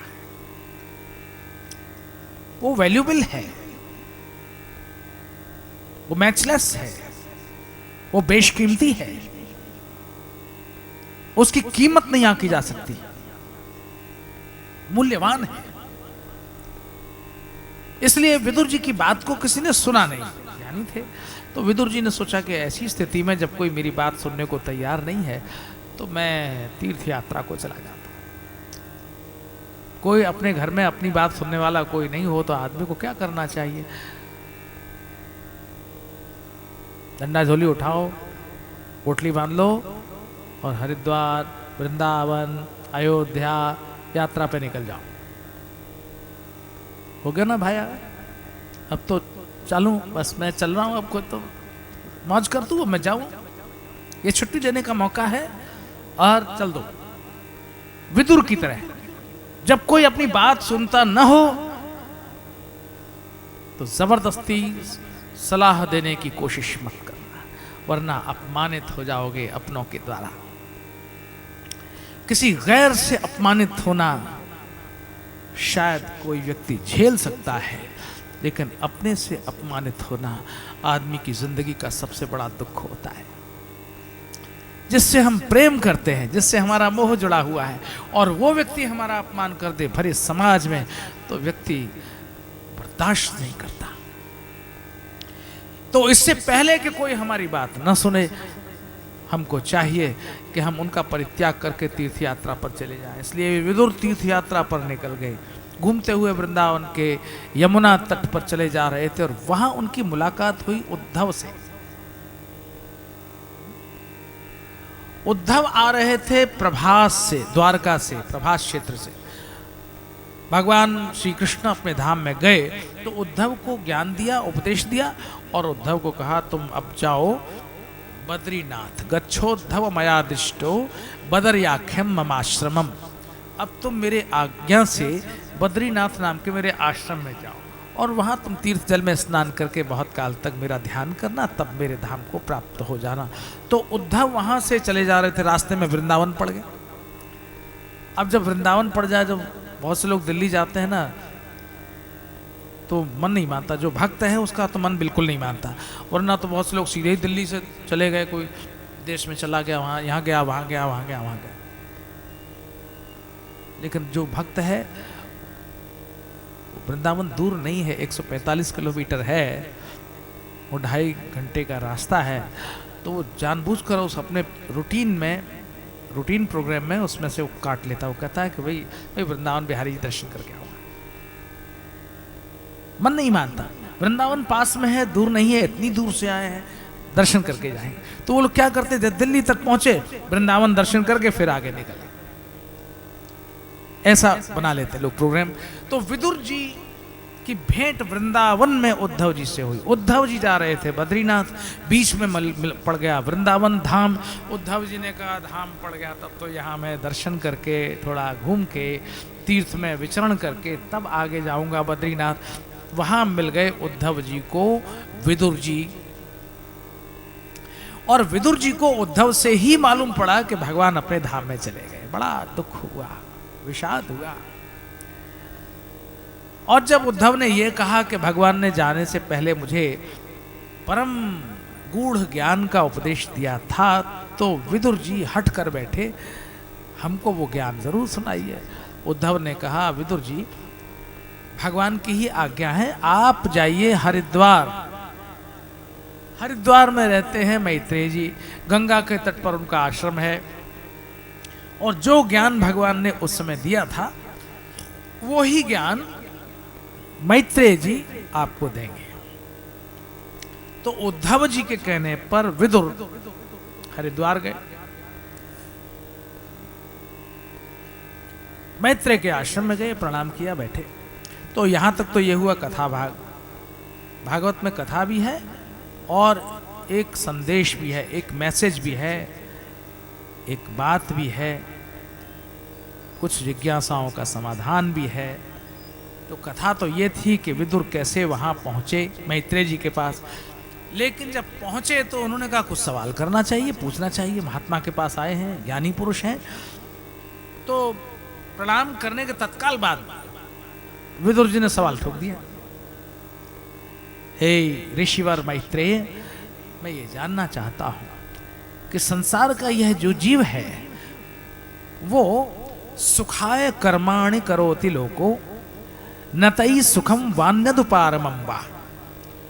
यह जीव सुख के लिए कर्म करता है पर उसे सुख प्राप्त नहीं होता, ऐसा क्यों? बड़े सताए हुए हैं विदुर, सताए हुए हैं। आदमी जो सताया जाता है ना, तो वही उसको सूझता है, वही पूछता है, वही बात करता है, वही जिस रंग में आदमी रंगा हुआ है उसी ढंग की बात करता है। विदुर जी बड़े सताए हुए थे अपने घर गृहस्थी परिवार वालों से। घर गृहस्थी माने विदुरानी ने बेचारी ने कुछ नहीं कहा होगा, लेकिन अपने ही भतीजे द्वारा सताए हुए थे, कोई उनकी बात सुनने को तैयार नहीं था, तो उन्होंने कहा अब किससे कहूं, अच्छे के लिए सोचा था, हमेशा बुराई सुनने को मिलता है। तो विदुर ने पूछा मैत्रेय से, सुखाय कर्माणि करोति लोको नतई सुखम वान्यदुपारमं वा। आदमी सुख के लिए कर्म करता है किंतु उसे सुख प्राप्त नहीं होता, इसका कारण क्या है? मैत्रेय बड़े प्रसन्न हो गए। साधु पृष्ठम त्वया साधु लोकान साध्वनुगृह्णता। हे साधु, तुमने बहुत अच्छा प्रश्न किया, जैसे तुम साधु हो वैसी तुम्हारा प्रश्न भी है। सारे संसार में इसकी सच्ची शिक्षा मिलेगी। कीर्तिन वितन्वता लोके, सारे यश सारे संसार में तुम्हारी कीर्ति फैलेगी, ऐसा तुमने सवाल किया। और विदुर, मैंने तुम्हें पहचान लिया, तुम साधारण पुरुष नहीं। यानी एक इंपॉर्टेंट पर्सन होता है, एक वेरी इंपॉर्टेंट पर्सन होता है, और एक वेरी वेरी इंपॉर्टेंट पर्सन होता है। कथा में आ जाता ना, एक तो इंपॉर्टेंट भाई विशेष हैं, हमारे विशिष्ट अतिथि हैं, और एक वेरी इंपॉर्टेंट वीआईपी होते हैं, तो वो वही वीआईपी है उनके लिए अलग, लेकिन एक वीवीआईपी होते हैं, very very important person. Vidur very very important person है। आप जानते हैं विदुर कौन है? मैत्रेय जी बोले, मैं तुम्हें पहचान गया विदुर। मांडव्य शापात प्रजा संयमनो यमः। विदुर, तुम मांडव्य ऋषि के शाप के कारण इस धरती पर दासी पुत्र होकर प्रकटे हो, तुम साक्षात यमराज हो। कौन है विदुर? यमराज है, यमराज के अवतार। राजा के यहां चोरी हुई और चोर माल लेकर भाग लिए, और रास्ते में एक आश्रम पड़ता था मांडव्य ऋषि का, उन्होंने चोरी का माल मांडव्य ऋषि के आश्रम में फेंक दिया। राजा के सिपाहियों ने मांडव्य को पकड़ लिया, राजा ने हुक्म सुना दिया, चढ़ा दो सूली पर। अब मांडव्य ऋषि को सूली पर चढ़ाया ही था, अभी चढ़ाया ही था, बिल्कुल चढ़ाया ही था थोड़ा सा, लेकिन तभी सिपाहियों ने कहा, महाराज असली चोर पकड़े गए, ये चोर नहीं, ये तो ऋषि हैं। राजा के तो पसीना छूट गया, तत्काल ऋषि को उतारा, साष्टांग दंडवत किया, महाराज मुझसे बड़ी भूल हुई, बिना सोचे समझे मैंने हुक्म सुना दिया। ऋषि ने कहा, तू तो अपना काम कर, तुझसे तो मुझे कुछ कहना नहीं, मैं जरा इस यमराज की खबर लेता हूं। पहले ऋषियों की, मुनियों की, तपस्वियों की गति यमलोक तक होती थी, वो काल के यहां भी पहुंच जाते थे, यमराज को भी पहुंच जाते थे, भगवान के यहां भी पहुंच जाते थे। ब्रह्मदंड हाथ में लिए खटखटाते हुए खड़ा हूं, पहुंच गए हम लोग। यमराज आसन से उतर कर आया, आप देव, आप कैसे पधारे? पहले ये बता कि मैंने कौन सा पाप किया जो तूने मुझे सूली पर चढ़ाने का हुक्म सुनवा दिया? ये कर्म प्रधान विश्व है, मैंने कोई ऐसा कर्म किया होगा जिसका दंड मुझको मिला और सूली पर चढ़ना पड़ा, भले ही थोड़ी देर के लिए सही, ऐसा क्यों हुआ? यमराज ने कहा, महात्मन मुझे क्षमा कीजिएगा, आप जब छोटे से बालक थे तो आपने अबोधावस्था में एक टिड्डी को, एक कीड़ा, एक टिड्डी जो फसल चाट जाती पूरी, उसको आपने सींग से कोंच दिया था। तो सींग से चुभाने के कारण ही आपका वो कर्म फल बन गया, इसलिए आपको ज्यादा देर नहीं, थोड़ी देर के लिए केवल चढ़ा करके उतार दिया, इतनी देर सूली पर चढ़ना पड़ा। मांडव्य ऋषि ने कहा, मूर्ख यमराज, तू न्याय करता है या क्या करता है? अबोधावस्था, अज्ञान की अवस्था, जिस बालक को न पाप का ज्ञान है न पुण्य का ज्ञान है, और उस समय उस अवस्था में मैंने उस टिड्डे को अगर सींग से चुभो दिया तो तुमने मुझे इतना बड़ा दंड दिया? तुझे न्याय करने का शऊर नहीं है, शाप देता हूं, जा, 100 वर्ष तक तू दासी पुत्र होकर धरती पर रहेगा। तो वो मांडव्य ऋषि के शाप के कारण यमराज को विदुर के रूप में धरती पर अवतार लेना पड़ा। ये विदुर जो थे वो यमराज के अवतार थे। तो मैत्रेय कह रहे हैं, मैं जान गया, आपको पहचान गया महाराज, आप हैं मांडव्य शापात प्रजा संयमनो यमः। मांडव्य के शाप के कारण आप प्रजा संयमन करने वाले यमराज हैं। तो कथा में जिसके यमराज आ जाए उसको तो क्या कहने। यमराज आजा very very important person VVIP है, तो और कहा सब लोग उसको उनको मालूम पड़ जाए तो सब लोग जगह छोड़ देंगे, तो बहुत से लोग तो छोड़ के भाग जाएंगे, किसको पकड़ के ले जाए कोई ठिकाना थोड़ी है, आ तो गया ही है, तो जिसके आ जाता है उसकी गर्दन पकड़ के ले जाता है, भय हो जाएगा। लेकिन विदुर पहुंचे हैं मन से सताए हुए, दुख से भरे हुए, अपनों से अपमानित, और पूछ रहे हैं कि कर्म करके व्यक्ति सुख पाना चाहता है लेकिन सुख मिलता नहीं, इसका कारण क्या है? मैत्रेय ने कहा, ऋषिवर आपने अच्छा प्रश्न किया। जो जैसे कर्म करता है उसको वैसे ही कर्म का फल प्राप्त होता है। सत्कर्म का फल शुभ होता है, असत कर्म का फल अशुभ होता है, वेदना जनक होता है। तो महाराज कुछ कर्म फल इकट्ठे होते रहते हैं, खाता चलता रहता है। कभी कभी आज के समय में हम अच्छे कर्म कर रहे हैं लेकिन हम कहते हैं कि भगवान पता नहीं हमें इतना दुख दे रहा है, अच्छे काम कर रहे फिर भी भाई भगवान नहीं दे रहा है कि तुमने जो पहले जो काम किए हैं ना वो निकल के आ रहे हैं, तो पहले जो उन कामों के फल हैं उनको भोग रहे हो, अब तुम जो अच्छे काम कर रहे हो अब उसका खाता खुलेगा, तब तुम चाहे जो करोगे। बहुत से लोगों को देखा है वो कुछ करते ही नहीं है फिर भी बड़े मौज से हैं, सुखी हैं। इसलिए खुलता रहता है व्यक्ति का अपना किया गया कर्म का फल उसको मिलता है। ये कर्म का सिद्धांत बताते हैं श्री मैत्रेय जी। मैत्रेय जी से प्रजा उत्पत्ति का प्रश्न किया था विदुर जी ने, वही जो जवाब दिया उसी को व्याख्यायित कर रहे हैं श्री शुकदेव जी। राजन, ब्रह्मा ने 10 प्रकार की सृष्टि बनाई। मैत्रेय जी कहते हैं विदुर इसमें भी 4 प्रकार की सृष्टि हुई। अंडज माने अंडे से पैदा होने वाली, स्वेदज पसीने से पैदा होने वाली, जरायुज शरीर से पैदा होने वाली, मैमल्स जिसको कहते हैं, स्तनपाई,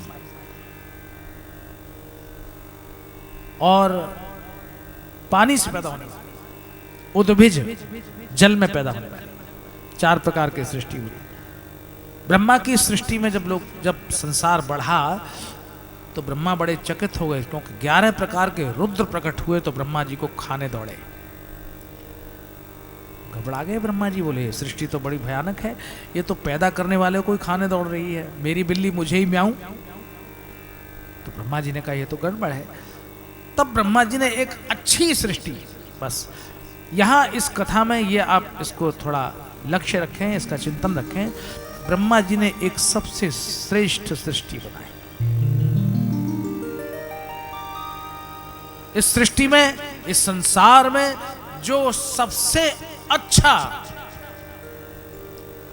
प्रोडक्ट हुआ ना, बेस्ट प्रोडक्ट, वो क्या था? आदमी, मनुष्य जिसको कहते हैं, आदमी सबसे अच्छा बना। कैसे बना? ब्रह्मा जी के ही शरीर से एक युगल, एक पुरुष और एक स्त्री प्रकट हुए। पुरुष का नाम था स्वयंभू मनु और स्त्री का नाम था शत्रुपा। और स्वयंभू मनु और शत्रुपा से फिर सृष्टि आगे बढ़ी। इनके 2 पुत्र हुए, 3 कन्याएं हुई। अब सृष्टि बढ़नी शुरू हो गई। एक ब्रह्मा से 2 हुए, 2 से फिर 5 हुए। कौन कौन? 2 बेटे हुए, प्रियव्रत और उत्तानपाद मनु के, और 3 बेटियां हुई, आकुति, देवहूति और प्रसूति। ये जो कथा है ना, ये हम सबके पूर्वजों के आदि मनुष्य के जन्म का इतिहास है, जो पुराणों में यहाँ रख दिया गया, निश्चित कर दिया गया, तो लोग जान सकें कि हमारे पूर्वज कौन थे, हम कहाँ से पैदा, हमारा ओरिजिन कहाँ है। जैसे लोग कहते हैं ना कि आपका गोत्र क्या है, तो गोत्र माने आप किस ऋषि की संतान है। पंडित जी जब संकल्प कराते हैं तो कराते हैं उसमें अमुक गोत्रोत्पन्नो हम, बताते हैं हम ये गोत्र है, ये गोत्र है, ये गोत्र है। तो इसी तरह से उनसे भी पहले, उन ऋषियों से भी पहले आदमी कैसे बना, वो इतिहास पुराणों में लिखा हुआ। तो मनु जी ने भगवत प्रेरणा से अपनी जो बेटी थी देवहूति, उसका विवाह उस समय एक बहुत बड़े तपस्वी ऋषि थे जिनका नाम था कर्दम। कर्दम नाम के ऋषि थे और भगवान ने कर्दम को कहा, मैं तुम्हारी तपस्या से प्रसन्न हूं, तुम मनुपुत्री देवहूति से विवाह करो और तब मैं तुम्हारे यहां पुत्र के रूप में जन्म लूंगा। भगवान ने कहा तो वो हुआ भी, लेकिन कर्दम जी ने एक शर्त लगा दी मनु जी से। अब आप शर्त देखिए, कंडीशन क्या है। तो शादियां तय होती है तो लोग कंडीशन लगा देते हैं, लड़के वाले खास तौर से लगाते हैं, ये ऐसा होना चाहिए, वैसा होना चाहिए, बारातियों के लिए ये होना चाहिए, वो व्यवस्थाएं होनी चाहिए, और इस तरह का भोजन होना चाहिए, इतने प्रकार का भोजन होना चाहिए, ठहरेंगे हम फलाना होटल में। नहीं होती, सारी कंडीशंस होती हैं और उनको चाहे जितना बढ़ा लीजिए, बहुत बहुत कंडीशंस होती हैं। जिनकी शादी होगी वो सब जानते होंगे, उनको कहने की आवश्यकता नहीं है। उन्होंने सारी कंडीशन बोले, एक तो कहते हैं हमारे बाराती खुश हो जाए, बस हमको चाहे आप कुछ मत करो, लेकिन हमारे साथ जो हमारे बाराती आएंगे उनके लिए आप जो है ध्यान रखिएगा, अच्छा से अच्छा होना चाहिए। कर्दम जी ने भी शर्त लगा दी। अब तो मनु जी ने सोचा पता नहीं क्या शर्त होगी, हालांकि मनु जी समस्त ऐश्वर्यों के स्वामी, पलक झपकते सारी व्यवस्थाएं उपस्थित हो जाएं, इतने समर्थ राजपुरुष मनु हुए। लेकिन शर्त रखी, कर्दम ने कहा मैं विवाह तो कर लूंगा, शर्त मेरी यह है कि जैसे ही गृहस्थी बसने के बाद बेटा हो जाएगा, मैं जंगल में तपस्या करने चला जाऊंगा, मुझको कोई रोके नहीं। क्या आप लोग अपनी बेटी के पक्ष में आके खड़े हो जाएं कि हमने आपको बेटी दी है, आप जंगल में क्यों जा रहे हैं? ये तो आपसे मैं पहले कह देना चाहता हूं, जैसे ही पुत्र उत्पन्न होगा मैं वन में तपस्या करने चला जाऊंगा। भोग में योग की दृष्टि, घोड़े पर चढ़ा हुआ दूल्हा वैराग्य का चिंतन करे, यह बड़ी अटपटी और अद्भुत बात थी। भागवत महापुराण का ये प्रसंग मानो एक अद्भुत शिक्षा देता है कि भोग के लिए उतावला हुआ व्यक्ति, गृहस्थी बसाने के लिए तैयार व्यक्ति जो संसार में प्रवेश कर रहा है, तो वो बहुत से सुंदर स्वप्निल योजनाओं में खोया रहता है। विवाह करूंगा, घूमने जाऊंगा, वहां जाऊंगा, यहाँ जाऊंगा। लोग कहते हैं इंतजाम पहले ही हो जाता है, शादी से पहले ही सबको सब इंतजाम हो जाता है कि वहाँ फलाना तू सिंगापुर चला जाना, कि तू अमेरिका चला जाना, तो स्विट्जरलैंड घूम के आना, इस तरह के पहले ही कर लेते हैं। लेकिन कर्दम ऋषि ने कहा कि मैं विवाह के पश्चात जब पुत्र उत्पन्न हो जाएगा तो मैं तपस्या करने चला जाऊंगा। और ये कथा इस मायने में बहुत महत्वपूर्ण है कि व्यक्ति की जो दृष्टि है सांसारिक भोगों में रमते हुए भी भगवत भजन के प्रति, साधन के प्रति जिसका ध्यान निरंतर लगा हुआ है, और जो कहता है कि भाई वंश वृद्धि के लिए तो ठीक है, जैसे ही बेटा हो जाएगा, चाहे वो भगवान जैसा ही बेटा क्यों ना हो जाए, मैं तपस्या करने वन में चला जाऊंगा। और ये बात मान ली गई। महर्षि कर्दम के देवहूति से 9 कन्याएं हुई, और जब जाने को हुए तो देवहूति ने कहा, भगवान ये आप क्या करें, एक पुत्र हो जाने दीजिए, इन कन्याओं का विवाह कौन करेगा, इनके लिए वर कौन ढूंढेगा, आप कृपा करें। तब कर्दम ऋषि रुक गए और तब एक बेटा हुआ। भगवान ने वचन दिया था कि मैं स्वयं तुम्हारा पुत्र होकर जन्म लूंगा। सुंदर आनंद में काल हुआ, समय आया, और तब स्वयं भगवान माता देवहूति के गर्भ से कपिल के रूप में प्रकट हुए। बोलिए कपिल भगवान। कपिल देव भगवान कपिल, सांख्य शास्त्र के परम आचार्य भगवान कपिल के रूप में प्रकट हुए। उठा लिया कमंडल कर्दम जी ने, अब तो हो गया ना बेटा, अब जाता हूं, शर्त मेरी यही थी। एक ने कहा आप जंगल में क्यों जा रहे हैं, तो कहा तपस्या कर। तपस्या क्यों करेंगे, भगवान को पाने। तो भगवान तो घर में आया हुआ है, तो मैं क्या करूं, भगवान को पाने जाएंगे आप, भगवान तो यहीं है। कर्दम ने कहा नहीं, मैं कभी फल को नहीं पकड़ता हूं, मुझे केवल एक फल से संतोष नहीं है, मैं समूचा वृक्ष और उसका बीज पकड़ूंगा। एक बार फल से संतोष नहीं है, मैं पूरा का पूरा पेड़ लगाऊंगा। क्या समझे? तपस्या ईश्वर को पाने का मूल है।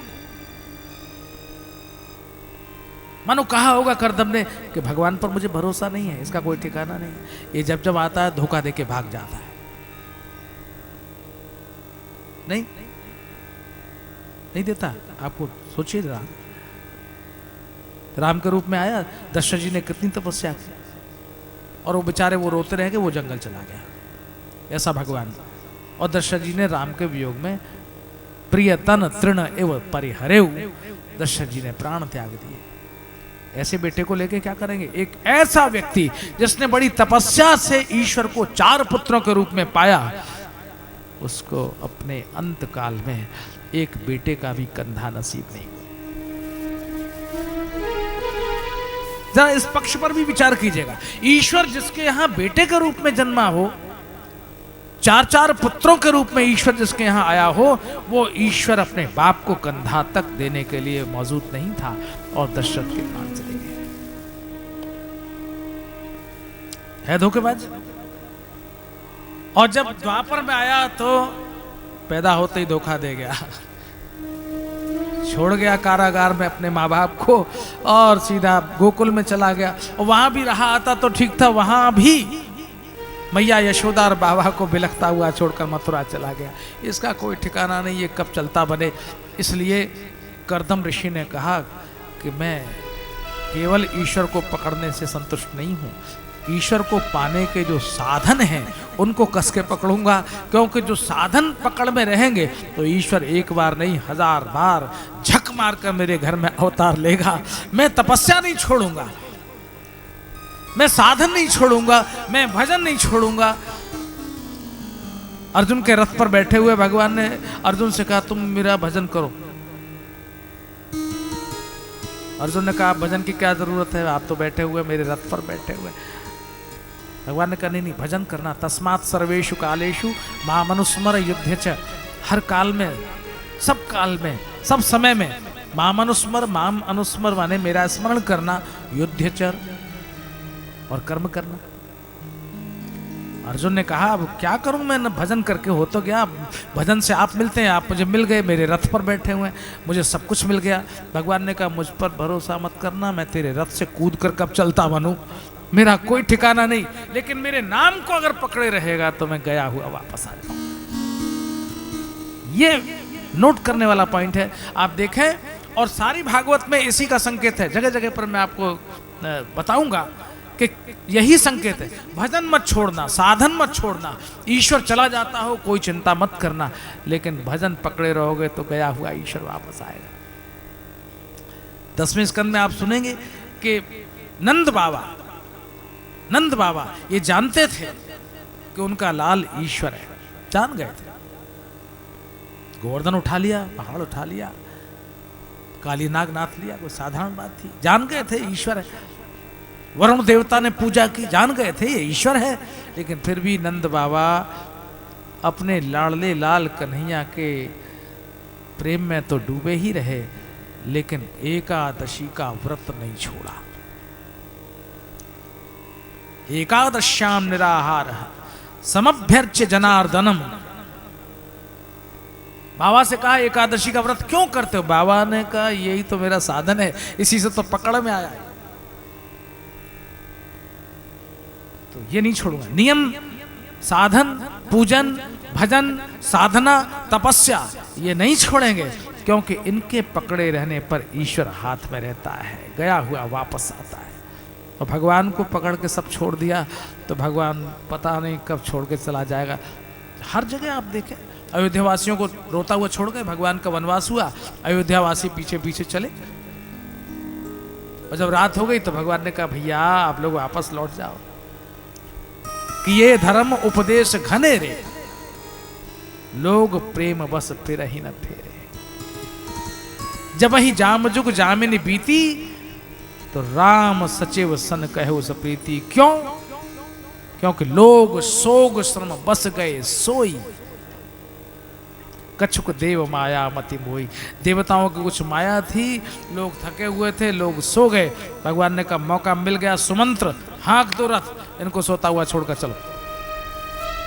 आंख में नींद आई नहीं और ईश्वर छोड़कर चला नहीं। ये कोई बात नहीं, साधन पकड़े रहना, भजन पकड़े रहना, नाम को पकड़े रहना, भगवान आ जाएगा, गया हुआ भी आएगा। इसलिए कर्दम ने तपस्या को पकड़ा। काल बीता है, कर्दम तो तपस्या करने चले गए थे। एक दिन माता देवहूति ने अपने यहां प्रकट हुए साक्षात भगवान से जिज्ञासा की, भगवान इंद्रियों के प्रबल प्रभाव से मैं युक्त हूं, इंद्रियां मुझे बहुत परेशान करती। निर्विण्लानितरां भूमन् न सदिन्द्रियतर्षणात् येन संभाव्यमानेन प्रपन्नान्धं तमः प्रभो। इन इंद्रियों के प्रभाव से कैसे मुक्त हो सकूं, कोई ऐसा उपाय बताइए। बहुत परेशान। तुलसीदास जी महाराज ने लिखा है, इंद्रियां हंसती हैं, आदमी इन इंद्रियों के वश में होकर क्या क्या नहीं करता। पर बस जानी हस्यो इन इंद्रेन निज बस भैन हसई हो। अब लोन सारी अब नन सही हो, अब नन सही हो।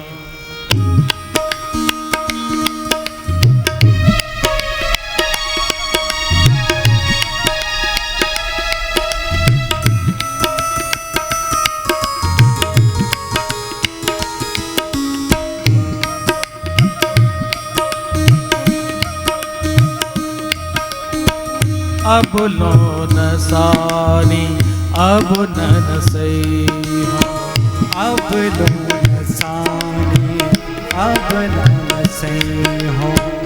राम कृपा भव निसासिरानी, राम कृपा भव निसासिरानी, राम कृपा भव निसासिरानी।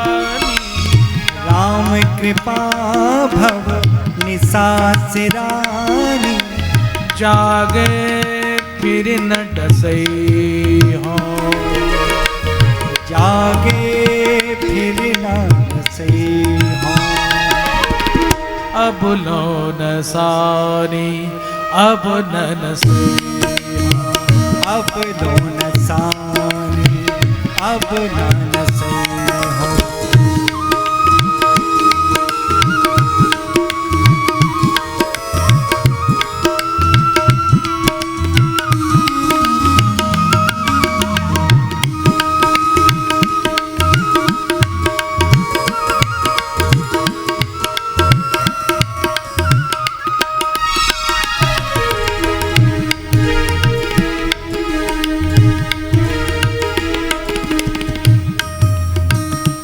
राम हो राम हो राम हो राम हो राम हो राम राम हो राम हो।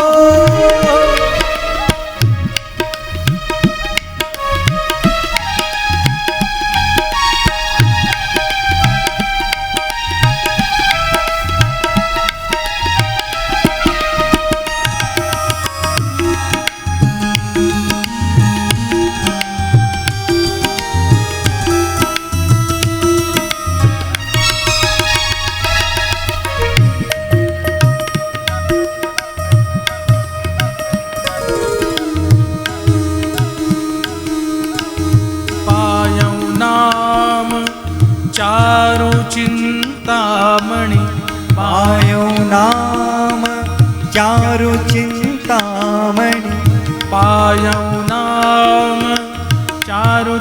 चिंतामणि पायो नाम चारु चिंतामणि उर करते नख सैहो उर करते नख सैहो श्याम रूप शुचि रुचिर कसौटी श्याम रूप रुचिर कसौटी श्याम रूप शुचि रुचिर कसौटी श्याम रूप सुचि रुचिर कसौटी चित कंचन ही कसई हो चित कंचन ही कसई हो अब लो न सानी अब नन सई हो अब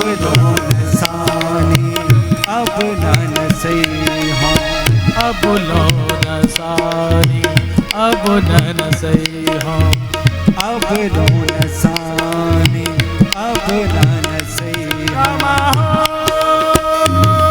रामा हो रामा हो रामा हो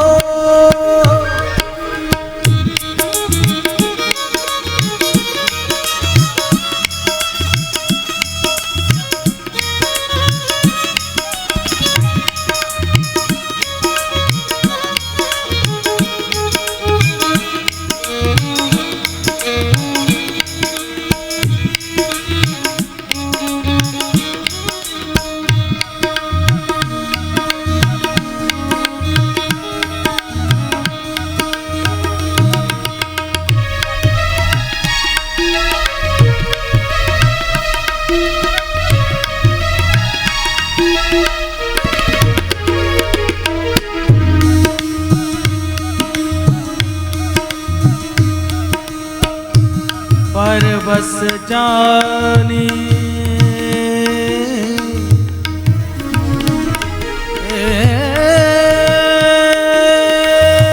रामा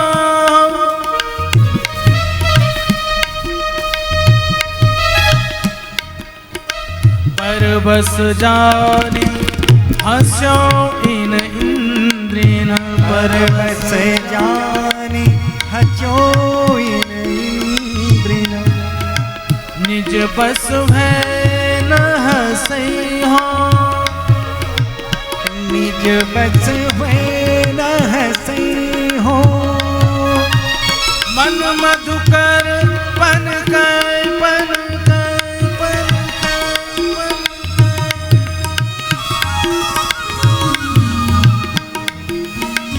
मन मधुकर पन कै तुलसी मन मधुकर पर कर तुलसी मन मधुकर पन कै तुलसी रघुपति पद कमल बसई हो रघुपति पद कमल बसई हो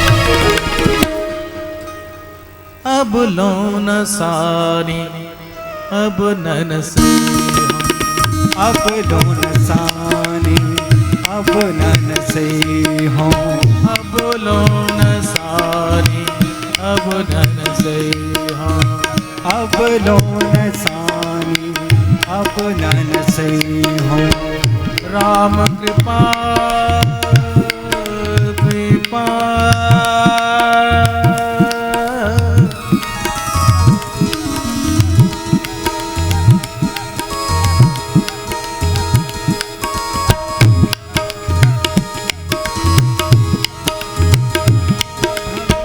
राम कृपा निशासिराने राम कृपा भव निशासिरानी राम कृपा भव निशासिराने राम कृपा भव निशासिरानी जागे फिर न डसई हो जागे फिर न तसई हो अब लो न सानी अब नन सई, अब लोन सानी, अब नन सही हो, अब लोन सानी, अब नन सई, अब लोन सानी, अब नन सही हो।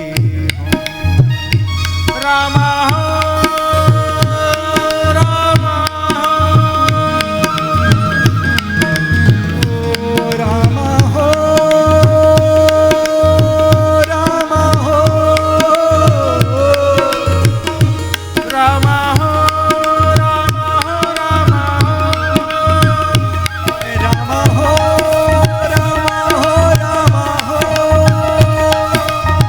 रामा हो, रामा हो, रामा रामा हो, रामा हो, रामा रामा हो, रामा हो, रामा रामा हो, रामा हो, रामा रामा हो, रामा हो, रामा रामा हो, रामा रामा हो। निर्विण्णानितराम भूमन न सदिंद्रिय तर्षणा, जाग जाए तभी सुबह, वरना तो सोया हुआ है। जानिए तब ही जीव जग जागा, जब सब विषय विलास विरागा। प्रभात कब होगी? जब अज्ञान की निद्रा से यह जीव जागेगा, तब इंद्रियों का आकर्षण व्यर्थ हो जाएगा। भगवान कहते हैं, माता चेतः खल्वस्य बंधाय मुक्तये चात्मनो मतम, गुणेषु सक्तम बंधाय रतम वा पुंस्य मुक्तये। इंद्रियों के बीच में इंद्रियों का एक राजा है जिसका नाम है मन। ये जैसा चाहता है इंद्रियों को नचाता है। ये मन ही अगर संसार में लगता है तो बंधन का कारण होता है, यही मन भगवान में लगता है तो मुक्ति का कारण होता है। Diversion, divert your mind. आप इसे मार नहीं सकते,